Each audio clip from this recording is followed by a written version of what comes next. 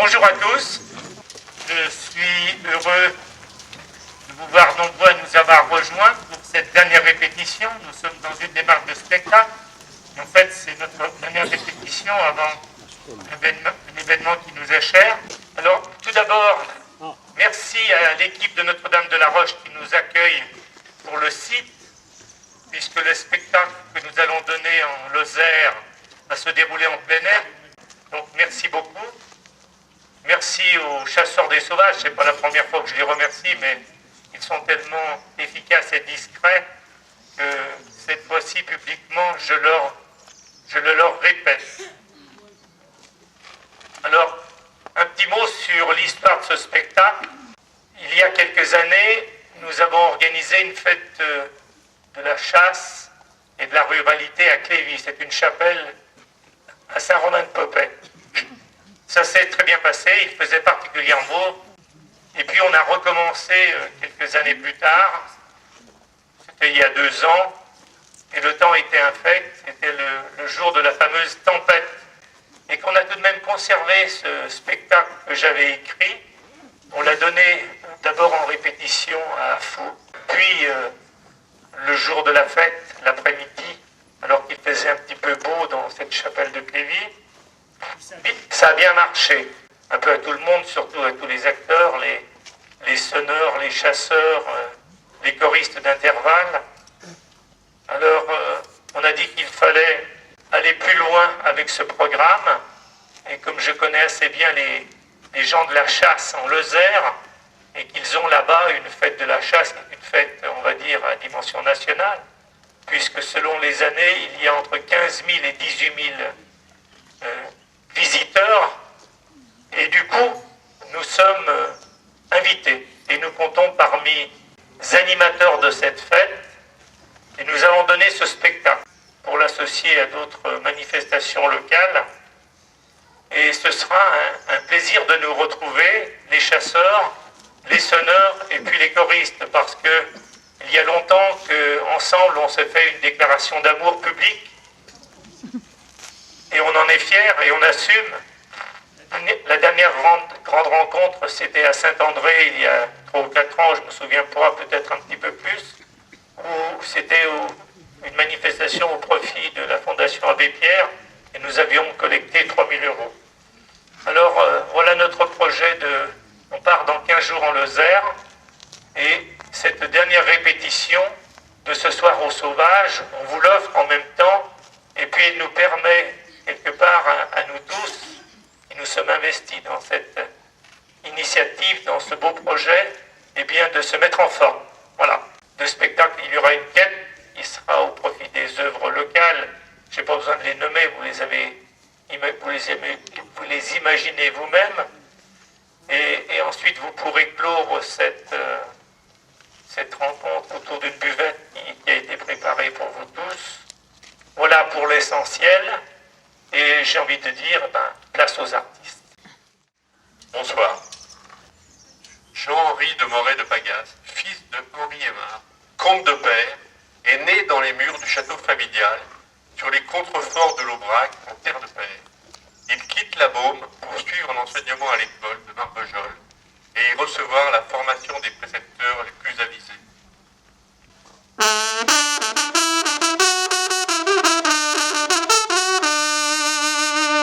Lorsqu'il retrouve le château de la Beaume, c'est pour se mêler aux activités des piqueux qui, la belle saison, vaquent à l'entretien de la maison. L'automne venu, tout ce petit monde est aspiré par la forêt.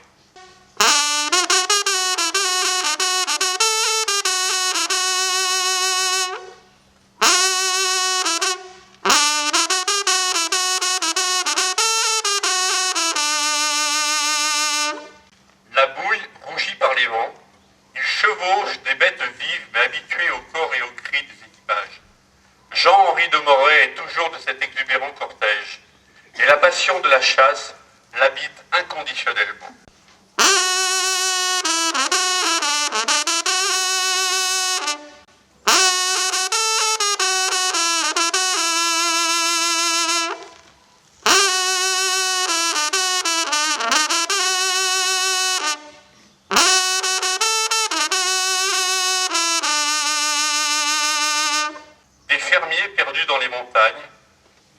marchassent-elles jusqu'au buisson, sans par Prince-Ugel, ont dépêché l'un des leurs pour informer monsieur le comte des ravages importants causés par un gros sanglier solitaire. Il renverse ce champ de pommes de terre et fouge les prairies réservées aux troupeaux. Aussitôt, il est décidé d'organiser une chasse dans l'environnement du massif de la Grande Forêt, au sud de la Beaume, rue Eyzet.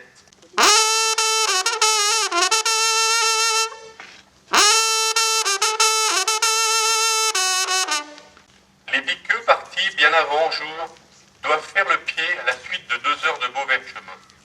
Les bruyants équipages empruntant bien après eux la route du buisson.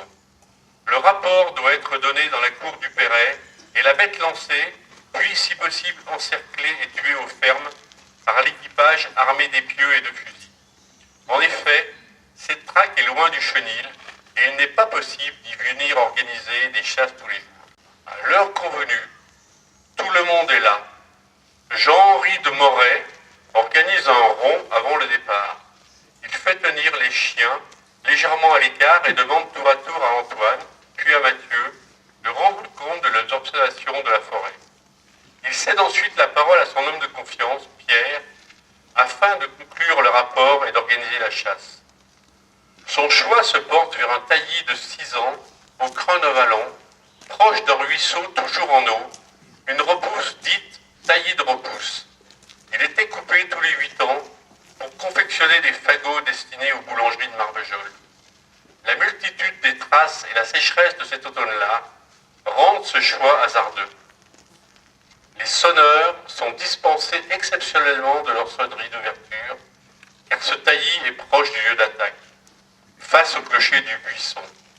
L'équipage se met en place sans le moindre bruit, et Diane, la meilleure chienne, est découplée. Sa précision est connue, et jamais elle ne force l'animal, laissant ce plaisir à de jeunes chiens plus vifs. Cette fois encore, la stratégie est la bonne. Toute la meute se lance au bois et le solitaire est aperçu, annoncé à corps et à cri.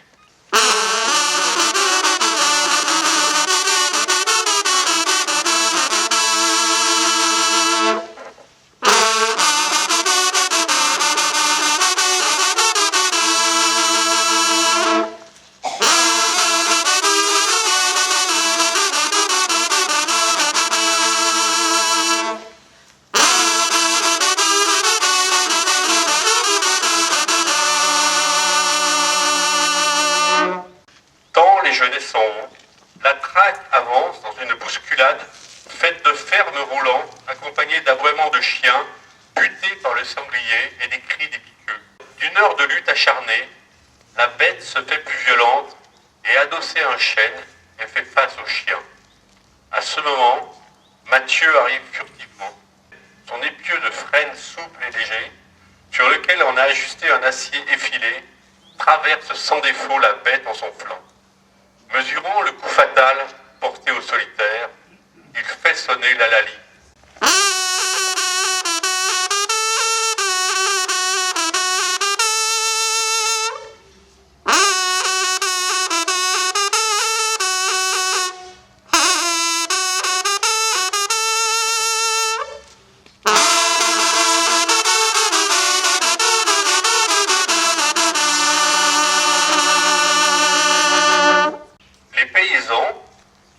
Les sonneries des veneurs accourent, heureux de voir ce grand sanglier hors d'état de nuire. Les entrailles sont jetées aux chiens qui se les partagent dans un vacarme de violence et de repris. Jean-Henri de Moret demande aux piqueux d'offrir la venaison à ses fermiers. Il fait apporter un tonnel de vin de Saint-Énimie et demande à ce qu'on le partage entre veneurs et paysans. Le chemin du retour est long, et bien vite l'équipage du rallye de Saint-Hubert se met en route vers le château. Le comte ferme la marche après avoir échangé longuement avec ses fermiers. En chemin, il rencontre une bergère occupée à filer la laine, en gardant son troupeau dans les orées pourpres de l'automne finissant. Il descend de sa monture, noue son cheval à un sorbier et lit conversation avec Anaïs Desbrebis. Charmé par son visage aux lignes pures et par son sourire, il lui promet de revenir à sa rencontre au milieu de ses troupeaux. Anaïs en rougit à peine. Puis le comte repart en fredonnant cette rengaine connue de tous les veneurs. Redis-moi donc, bergère, où se cache le chevreuil, le chevreuil. Redis-moi donc, bergère, où se cache le cochon, le cochon. Ils sont dans la clairière, rappelle tes chiens, rappelle les miens, rappelle Fonfon, Castor et Miro. Miro, Miro. Quelques jours plus tard, son cœur cède. Il est à nouveau en ces lieux et demande en mariage la belle dans le cadre silencieux d'une enclave verdoyante de la forêt. Seul sur le chemin du retour, accompagné du rythme vif du trot de céleste de sa jument, il chante en son cœur.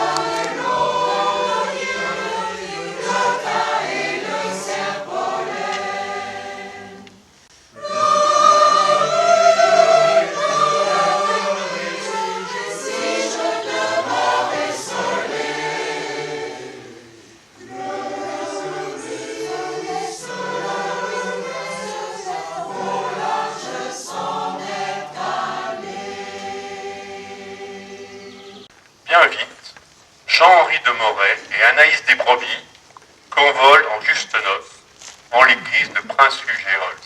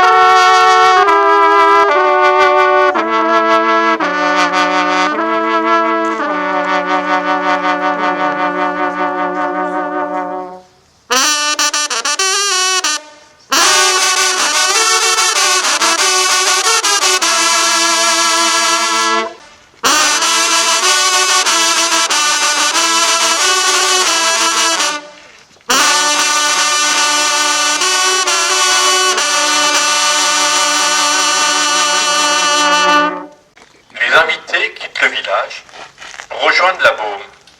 Le château se pare de toutes les lumières, les roues de la dernière venaison sont mis à la cheminée pour régaler les convives, et les chœurs offrent aux jeunes mariés la Saint-Hubert.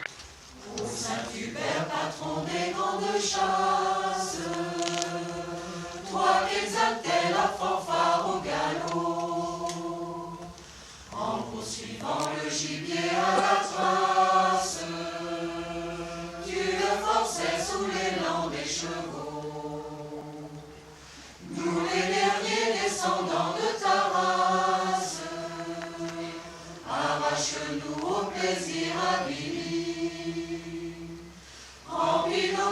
de jeunesse et d'audace. Dans la forêt, fais-nous chasseurs hardis.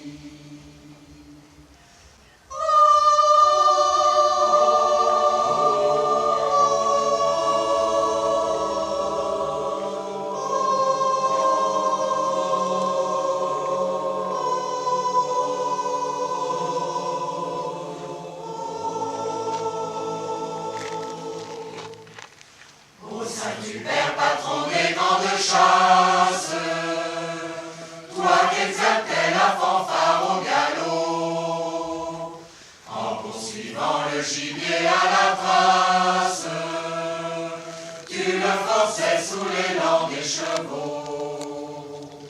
Nous les derniers descendants de ta race, arrache-nous au plaisir avidi. Remplis nos cœurs de jeunesse et d'audace. Dans la forêt, fais-nous chasseurs hardis. Sauve d'abord du bocage à la plaine, notre forêt sécheresse de Gaulois. Pour qu'à son tour notre jeunesse apprenne les tiers secrets gardés par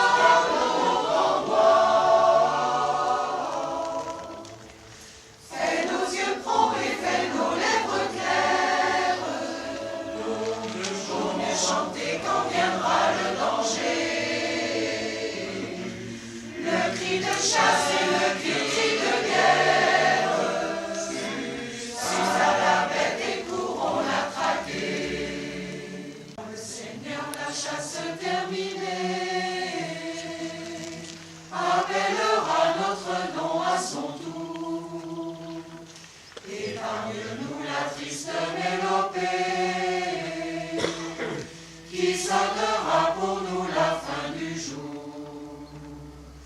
Au grand galop pour célébrer ta gloire.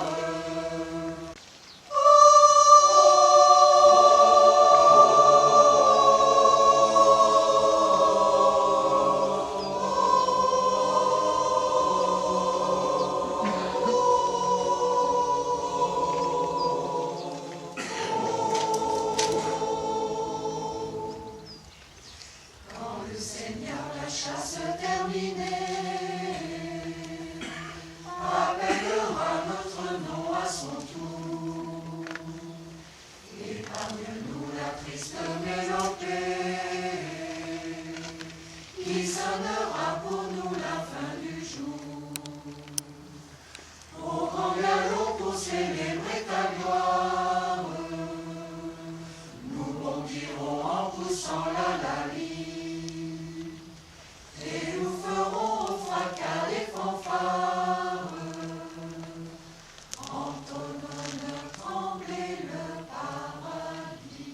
La chasse reste une activité essentielle au château. Et bien souvent, Anaïs s'y associe. Elle a appris à monter à cheval. Elle échappe ainsi à l'oisiveté de la maison qui lui pèse tout comme les soirées données au château de la Baume. Mais dans sa solitude, elle chante son amour pour Jean. Comme Ferrat, prince d'Ardèche, plusieurs siècles plus tard la chantera.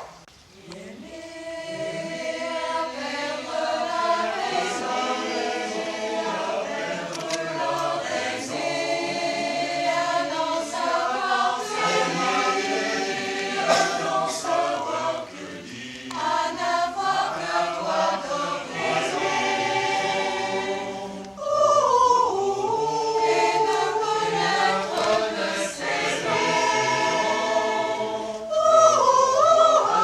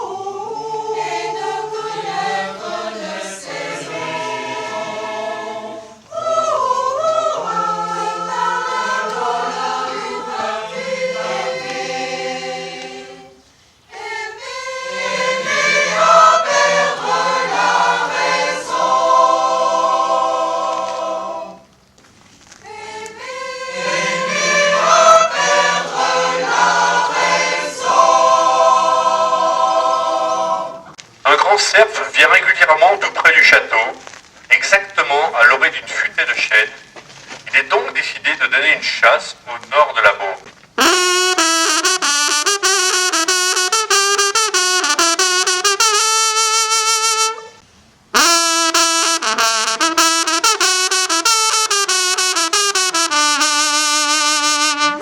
Ce jour-là, les invités sont nombreux et sur le parc du château, la bête est confirmée au rapport. Le comte de Peyre fait donner la marche de vénerie pour honorer tous les émeraudes rassemblés en ce lieu si prestigieux et chargé d'histoire.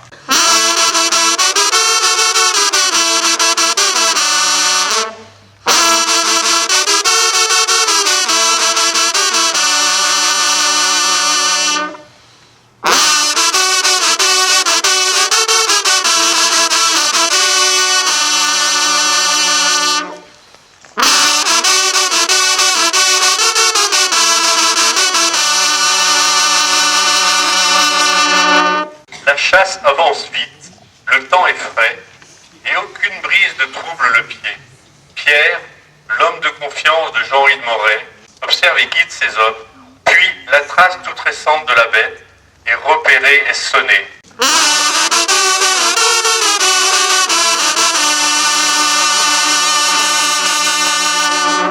Le grand cerf est débusqué et conduit trop vite. Il sort à découvert dans les semailles et les pâturages.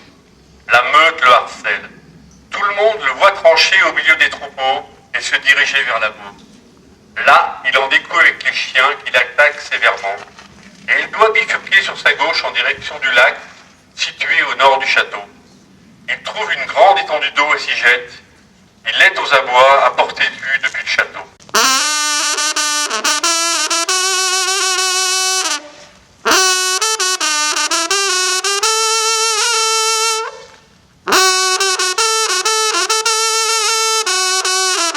Le marquis, n'écoutant que sa passion, veut servir la bête et s'avance. Là, l'animal a repris des forces, il a de solides ressources, il assène un coup fatal à son assaillant et se jette d'un bond dans la sapinière en direction de Prince-Hugéole. Le comte de Peyre s'effondre sous les yeux de l'équipage, il est allongé sans vie sur le bord du lac. Bien vite, son sang se mêle à l'eau claire du lac de la Baume.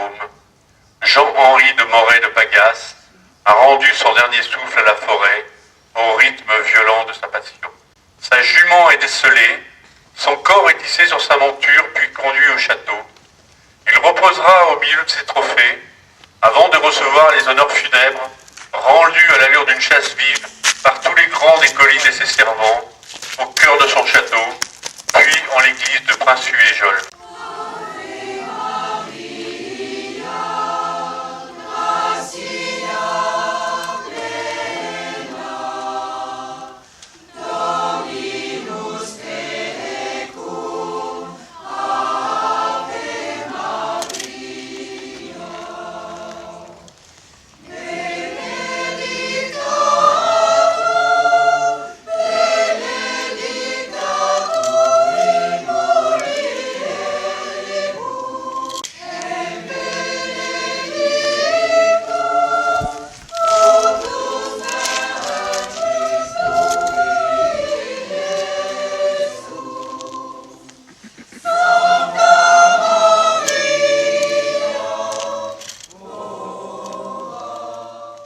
À l'issue de cette fastueuse cérémonie, sur le parvis de l'église, lance les trompes la sonnerie des honneurs.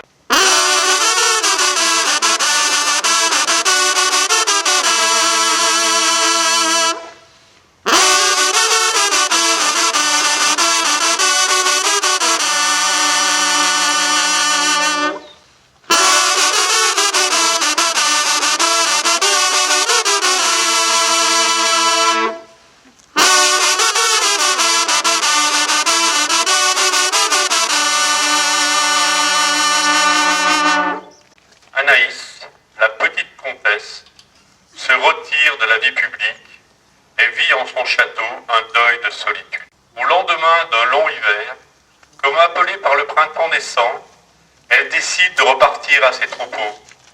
Elle rassemble la maison et dans une grande émotion salue les siens. Les piqueux lui offrent alors une sonnerie qui ne lui avait été donné qu'en les grandes occasions.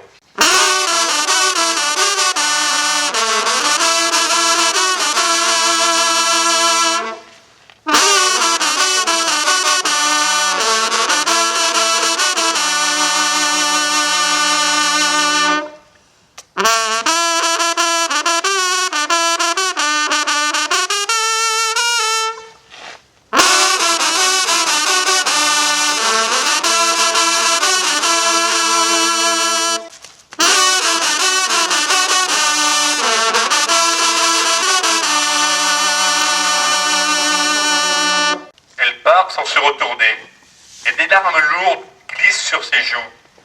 Lorsque le château est hors de vue, elle se pose le temps d'une pensée sur la tenue de la clairière et résonne en son cœur ce chant si souvent exprimé au cours des fêtes données au château.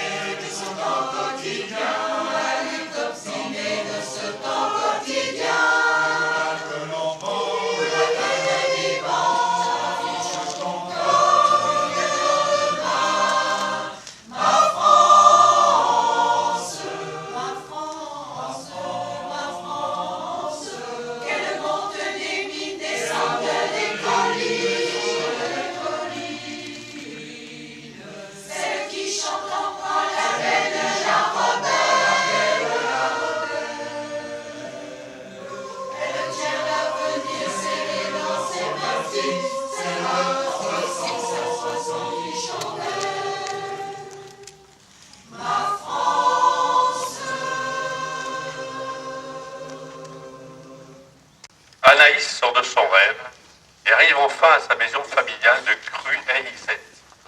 Le bêlement des agnelets descend, l'émeut aux larmes, et les bruits de la ferme lui disent « Aujourd'hui, c'est comme hier ». Les hommes sortent de l'armoire, l'accordéon langé comme un nouveau-né dans une toile blanche immaculée et soigneusement sanglée. Ils se jettent de tout leur être dans ce chant d'espérance, rapporté du front de l'Est par les soldats. Les hirondelles sont de retour. Eh bien, cette représentation se termine mais comme il fait froid, les hirondelles ne sont pas là. Plus précisément, notre ami accordéoniste qui chante cette chanson et qui l'a fait chanter à toute l'assistance est retenu dans une autre fête de chasseurs, décidément. Alors, écoutez, vous regarderez sur Internet le soir en rentrant et vous la chanterez. Je voudrais, avant d'aller un peu plus loin dans mon propos, dire merci aux choristes. Je crois que vous pouvez les applaudir.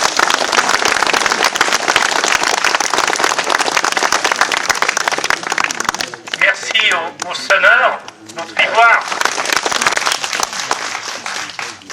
Merci à François qu'on a embauché il n'y a pas très longtemps pour remplacer Jean-Michel Sellier, qui est retenu cette fois-ci par un événement familial qui viendra avec nous en Lozère, mais bon, qui a pris son rôle et qui va encore le qualifier. Merci à François. Et puis à ceux qui ont les corbeilles, je crois que c'est le moment de les faire passer dans les rangs. Je crois que les corbeilles, elles sont un petit peu plus loin, alors on va faire autrement. Les sonneurs nous ont promis un petit numéro complémentaire. Alors je me rapproche d'eux, du regard, je leur jette un signe et je vous laisse l'initiative de ce morceau de fin de cérémonie.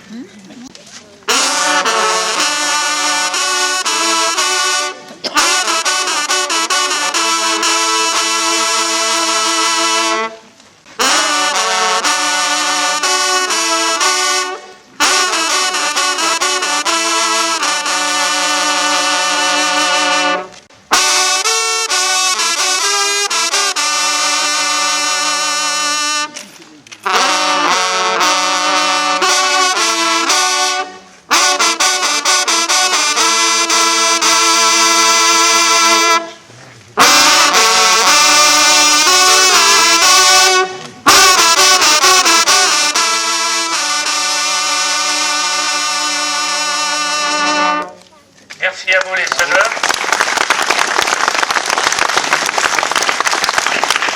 Et évidemment, les gens d'intervalle ont beaucoup de mérite, mais ils sont tous en résidence sur le secteur de Tarare. Au niveau des trompes de chasse, c'est un peu différent parce que c'est une discipline assez rare, si j'ose dire, et nos amis sont obligés de faire plusieurs kilomètres chaque fois qu'il y a une répétition. Ça veut dire que c'est pénible de souffler. Si vous étiez à ma place, vous auriez vu qu'ils avaient des bouilles rougies par l'effort. Et c'est la raison pour laquelle, au départ, dans ces concerts qu'on avait initiés avec Intervalle, on avait mêlé un petit peu les deux, parce que ça permettait, comment dirais-je, d'avoir un concert de trompe de chasse qui dure plus longtemps dans une soirée. Voilà ce que je voulais vous dire. Et puis en conclusion, je vous offre mon dernier merci pour la soirée. Terminez bien cette rencontre autour d'un verre qui va s'approcher de nous a priori, et puis à une prochaine rencontre. Merci aux chasseurs que je reconnais du regard.